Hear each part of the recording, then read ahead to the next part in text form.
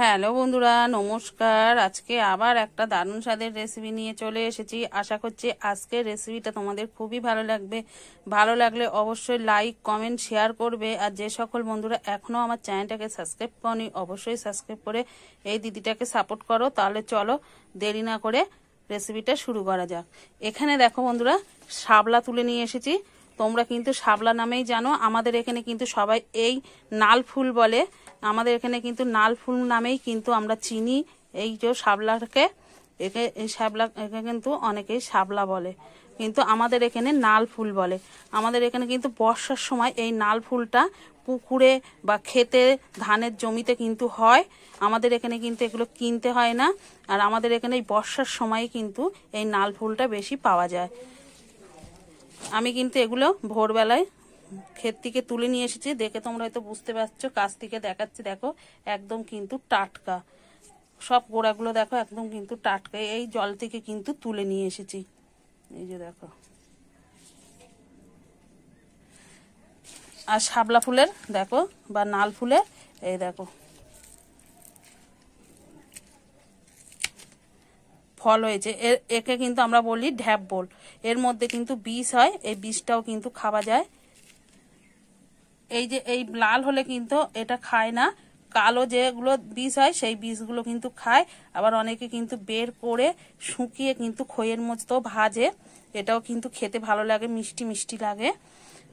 আজকে কিন্তু এই শ্যাবলা দিয়ে বা এই নাল ফুল দিয়ে কিন্তু চিংড়ি মাছের দারুণ স্বাদের রেসিপি বানাবো। তাহলে প্রথম থেকে শেষ অবধি দেখতে থাকো, আশা করছি ভালো লাগবে। এবার কিন্তু শাপলাগুলো কেটে নেব। এই শাপলার কিন্তু বা নাল ফুলের এই ফুলগুলো কিন্তু বন্ধুরা চপ বানিয়ে খায়। এইভাবে কেটে রেখে দেব, পরে কিন্তু এই ফুলগুলো কিন্তু চপ বানিয়ে খাওয়া হবে। আর নাল ফুল কিন্তু এইভাবে আঁশটা ফেলে কিন্তু কেটে নেব। খুব সহজেই কিন্তু কাটা হয়ে যায়। আমরা ছোটবেলায় কিন্তু এই নাল ফুলের কিন্তু মালা করে আমরা কিন্তু ছোটবেলায় গলায় দিতাম।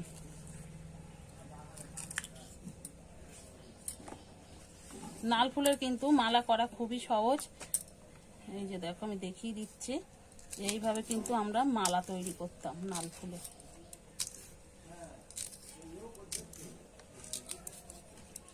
তোমরা কে কে এইভাবে নাল ফুলের মালা করে গলায় দিয়েছো অবশ্যই কিন্তু কমেন্টে জানাবে।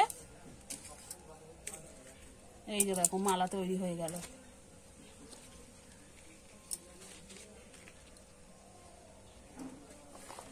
দেখছো কত সুন্দর কিন্তু মালা তৈরি হয়ে গেছে।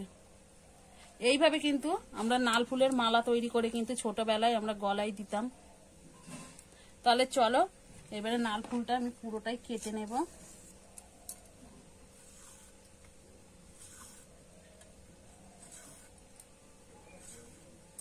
নাল ফুলটা কিন্তু আমরা কম বেশি সবাই কিন্তু কাটতে জানি, তবুও আমি কিন্তু তোমাদের দেখিয়ে দিলাম।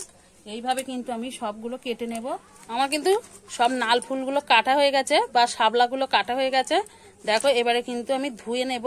আর এখানে ফুলগুলো কিন্তু নিয়েছি, ফুলগুলোর বড়া বা চপ বানিয়ে বাড়িতে আমরা খেয়ে নেব।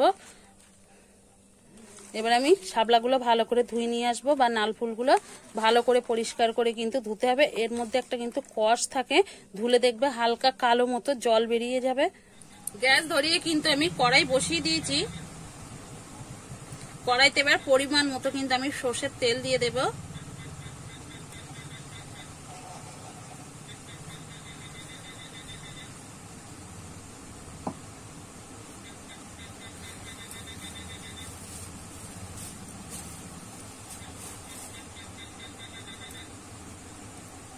গোটা একটা শুকনো লঙ্কা কিন্তু আমি দু অর্ধেক করে কিন্তু দিয়ে দিচ্ছি।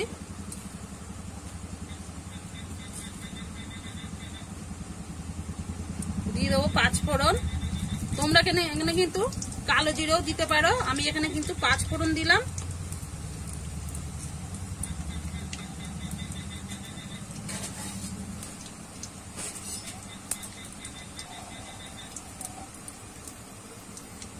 ফোড়নটা কিন্তু আমি এবার একটু নেড়ে দিচ্ছি।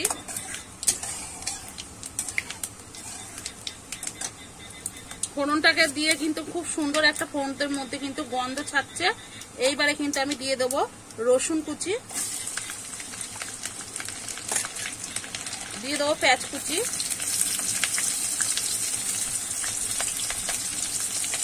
দিয়ে একটু ভাজা ভাজা করে নেব।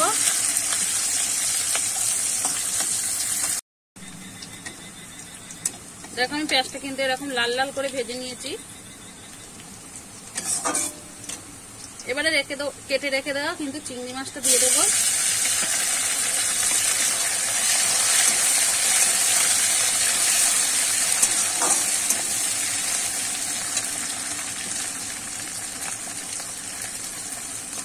অল্প একটু কিন্তু লবণ দিচ্ছি,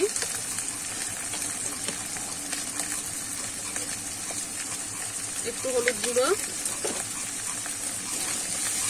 চিংড়ি মাছটা কিন্তু একটু কিন্তু ভাজা ভাজা করে নেব।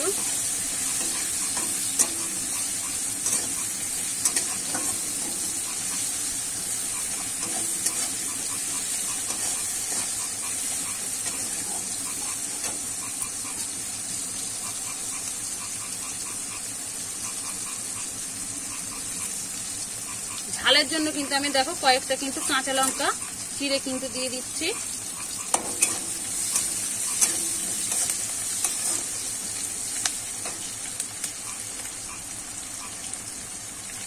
এবারে কিন্তু নাল ফুল বা শাপলা সেটাই কিন্তু দিয়ে দিচ্ছি।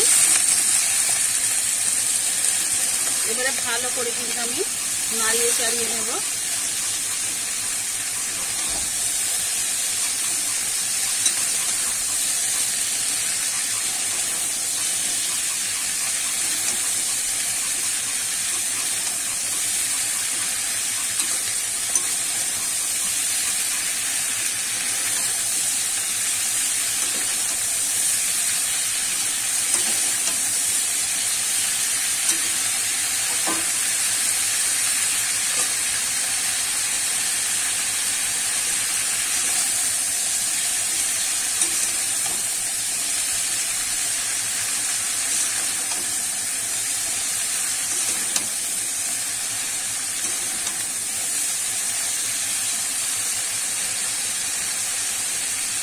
একটু আমি এইভাবে কিন্তু 1 মিনিট মতো ঢাকা দিয়ে রান্না করে নেব। 1 মিনিট কিন্তু হয়ে গেছে, এবার ঢাকনাটা খুলে দেখে নেব। দেখো একদম কিন্তু কমে গেছে।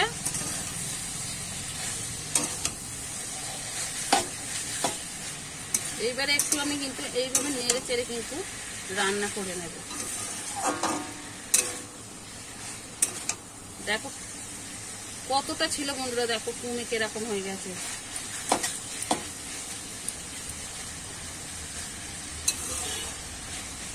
দেখো আমি বেশ কিছুক্ষণ কিন্তু নাড়াচাড়া করে রান্না করে নিয়েছি।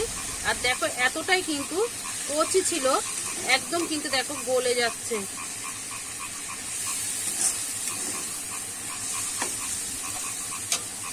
এখানে কিন্তু আমি একটুখানি চিনি দিয়ে দেবো।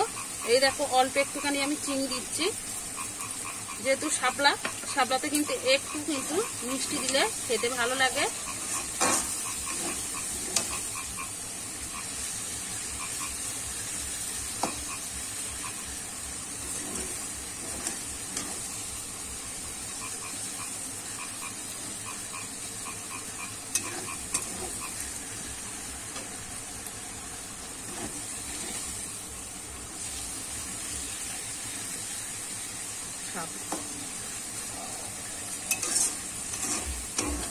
আমার কিন্তু একদম নাল ফুলটা কিন্তু রেডি হয়ে গেছে।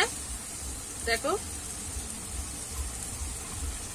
এবারে তোমাদের নাবিয়ে দেখাচ্ছি কেমন হয়েছে। দেখুন বন্ধুরা আমি কিন্তু একটা পাত্রে নাবিয়ে নিয়েছি পরিবেশন করার জন্য, একদম রেডি। একবার হলো বাড়িতে এইভাবে বানিয়ে খেয়ে দেখুন, খেতে কিন্তু খুবই অসাধারণ লাগে। আর দেখেই বুঝতে পারছেন কতটা কিন্তু লোভনীয় হয়েছে। দেখুন দেখতে কতটা অসাধারণ হয়েছে। একবার হলো বাড়িতে এইভাবে বানিয়ে ফেলুন শাপলা। এইভাবে কিন্তু শাপলাটা বানিয়ে খেতে কিন্তু খুবই অসাধারণ লাগে গরম ভাতের সঙ্গে। আর আজকের রেসিপিটা কেমন লেগেছে অবশ্যই কিন্তু কমেন্ট করে জানাতে ভুলবেন না। দেখুন কতটা লোভনীয় হয়েছে। আজকের মতো রেসিপিটা এখানেই শেষ করছি। আবার নতুন কোনো রেসিপির সঙ্গে দেখা হবে। ততক্ষণে ভালো থাকবেন, সুস্থ থাকবেন, সাবধানে থাকবেন। অবশ্যই একবার বাড়িতে এইভাবে বানিয়ে খেয়ে দেখুন, খেতে কিন্তু খুবই অসাধারণ লাগে।